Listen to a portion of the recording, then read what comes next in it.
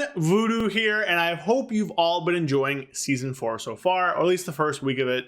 I'm recording this before it comes out, so I have no idea if I have or not, but either way, you know, is what it is. So today I wanted to come through and do a video talking about which build is actually better for which boss. In the Season 4 guide, in the video a few weeks ago when I talked about the new single target build, I did mention that you wouldn't be playing this on every single boss because its cleave and its AoE is a lot worse than that inertia build that we've been playing in Season 3. Now, the other downside it has is that it is worse with a lot of downtime, or if there's any like high burst requirements, like a burst window, which happens on some fights. Now, that's not saying that the single target cycle build is bad. In fact, I think you'll play it on lots of fights, but I do think there's a bit of a 50-50 split about which build you're actually playing on which boss. So I'm gonna go through today. I've only been through kind of the first raid so far at the time you're watching this. I'm gonna give my thoughts on each of the bosses and about which one is better for which build. If you like the video, comment down below and subscribe. Thanks for helping me grow, and let's get on to talking about which builds to play for which bosses in the raids. All right, so we're gonna start off with Vault of the Incarnates, and we're just gonna go through in boss order and talk about which build is better. Again, for reference, the two builds are basically gonna be, this is M+. They're basically going to be this as the inertia build. Of course, there are different variations of this, but this is the general idea here for inertia. And then the esoteric low mover build, which is like a single target build. The inertia one is better with cleave or downtime, or if there's burst that's required. And this one is better in pure single target with high uptime. So that's kind of the criteria we're going to be looking for. So pulling up the old dungeon journal, we're going to start with Vault, of course. And starting with Aranog, I think Aranog really could go either way. He spawns a bunch of ads, but the uptime is very high. The ads themselves die pretty quickly. I can see the no mover build, low mover build doing very well if those ads die very, very fast. But I think inertia will probably be a better bet because those ads, generally speaking, the big one will at least live a little bit, and you should be able to get some cleave off onto the smaller ads. So this one I'd say inertia, but you can play low mover and not really suffer. Teros, pure single target, high uptime, just play low mover here. Primal Council, 4 targets the whole time, just play inertia. On this one even, I would suggest swapping the Essence Break from inertia into Glaive Tempest, more so like our Mythic Plus build. So you'd be playing stuff with Serrated Glaive, with Rage Fire. You'd be playing something like this for that build, or for that boss. Senarth, I would say low mover is better. You have very high uptime on this boss, and also there's very minimal cleave. There is some 2-target, but with all the ice and stuff, I don't think Fel Rush is that great because, especially in the last phase, it's very hard to stay on platform if you're Fel Rushing all the time. So I would say for this boss, probably low mover, but you can maybe do inertia if you want to try and pad on the little tiny ads he spawns. Dathia is a boss as well where I think either could work out. If your raid doesn't have you going to the platforms, I would play low mover, but if your raid doesn't have you going to the platforms, what are they doing having a Havoc in the raid at all? So I do think inertia is better here for those reasons. You just have to be very careful about spreading the marks around. If you spread the marks around, then you're just doing a bad job, and you generally just don't do that. But inertia allows you to minimize the downtime when you get sent away to the other platforms, as well as when you're dealing with the ads there. Kirog as well, I would say, is just an inertia build. 2-target inertia wins out. I wouldn't play Rage Fire unless you're really trying to pad. You're going to have less boss damage by doing that, but inertia is going to be better here than low mover. However, I do think you could play low mover and not suffer too much. Broodkeeper is pretty much going to just be a Mythic Plus build, so inertia. Now on this build, you could take Rage Fire, and you probably should. However, if you find you have low boss damage, then dropping inertia still leaves you with a lot of cleave. Havoc's going to be assigned to doing with all these ads that spawn around the room. And we'll still have a lot of single target to deal with the Egg Matron herself when you hit that boss at the end. Again, that being said, if you're on the boss the whole time, then the low mover build will be very good. But again, putting your Havocs on boss the whole time is not a good use of their abilities and probably shouldn't happen.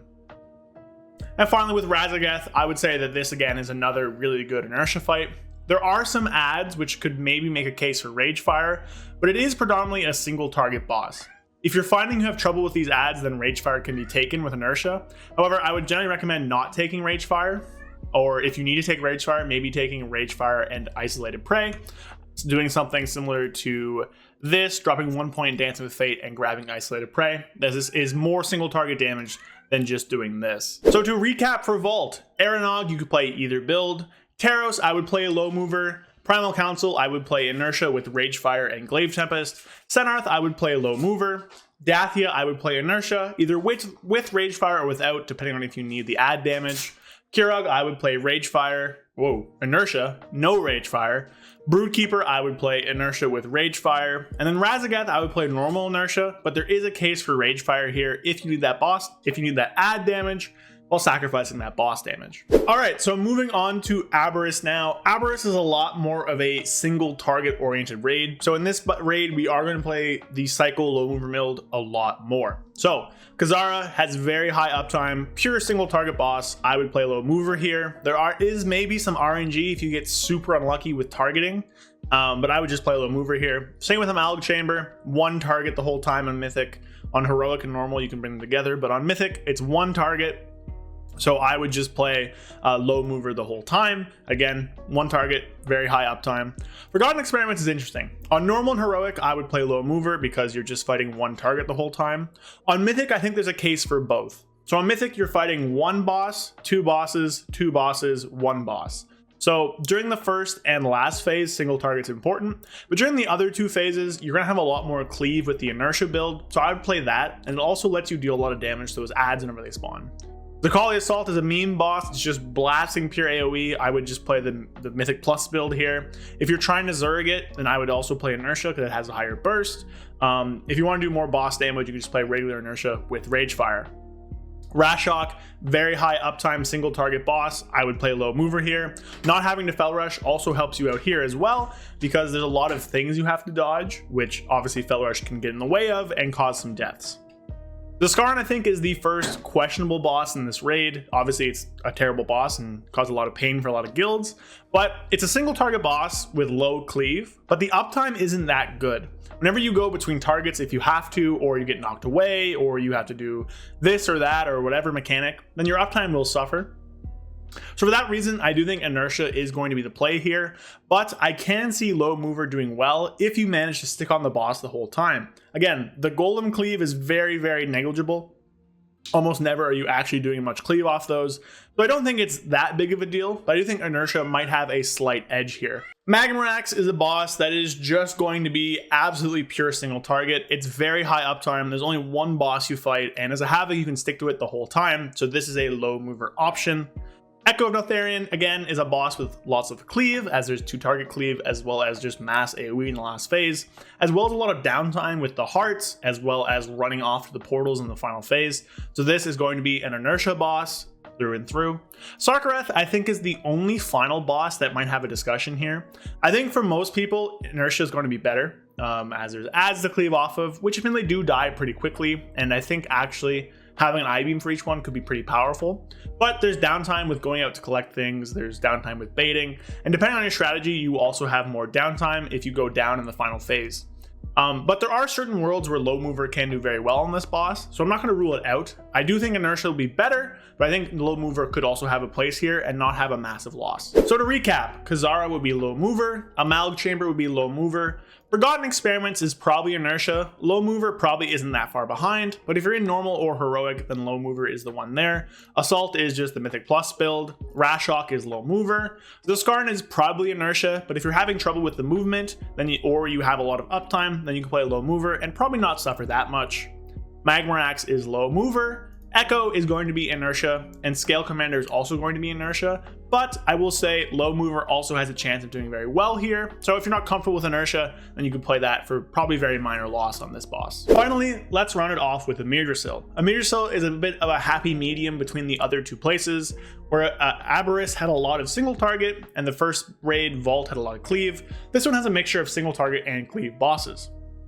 Starting off with Gnarlroot, this is a fight with a lot of cleave in it and a lot of burst damage on the intermission. I would play Inertia here. You can play Ragefire to do a lot of cleave damage to the adds and also do a ton of damage with Essence Break and Inertia overlapping into the burst damage window that Gnarlroot does. On top of that, there is downtime in the intermission, which will push away the cycle build, so wouldn't play that there. Igaro, though, I would play the cycle build. There is some cleave, but that cleave is going to go away almost immediately. And honestly, I-beam cleaves very well into this boss as well. You're going to have basically full uptime against this person, so I would just play a low mover here and not look back. Volcross as well is a 100% full uptime single target boss, which means that it is a boss that is perfect for low mover, and it is our highest single target simming option. Council of Dreams is a 3-target fight where you're not always fighting all 3 targets. It's predominantly 2-target cleave with occasional parts of 3-target cleave and sometimes 1 depending on your tanks. Here, I would play Inertia, but I probably wouldn't play Ragefire because of the fact that Ragefire doesn't actually win out in 2-target. While it can do well with the 3 targets, I generally would just play normal Inertia with Furious Gaze over Ragefire, but you do you. Laerdar I think is a questionable boss. While there is some Cleave, that Cleave is the treants that blow up basically instantly and isn't really a great way to get it. The main issue here is when he charges away from you. That does cause pretty significant downtime for this boss. Now, there are times you can't Fel Rush, such as when he's doing his intermission and you're stuck in the tree, but I think overall Inertia is probably a bit better here. But I do think you could play low mover and not really suffer that much here. I really think both of them would work out pretty well. Nimue is similar, or Naimu, or whatever. I think Nimue. This boss, again, always fighting 1 target, but there is downtime in the intermissions where you run from 1 target to the other that I think might put Inertia a little bit ahead. This one I'm less sure on because no mover actually deals with the fights mechanics very well. I think a lot of people will play it. However, you definitely can Fel Rush through all the lines and through the stun lines and be okay. Again, this one I think either build is fine. You could play either and do well. So I don't think that really sticking to one or the other here is, that big of a deal. Probably play Inertia, but low mover is pretty much right in line with it.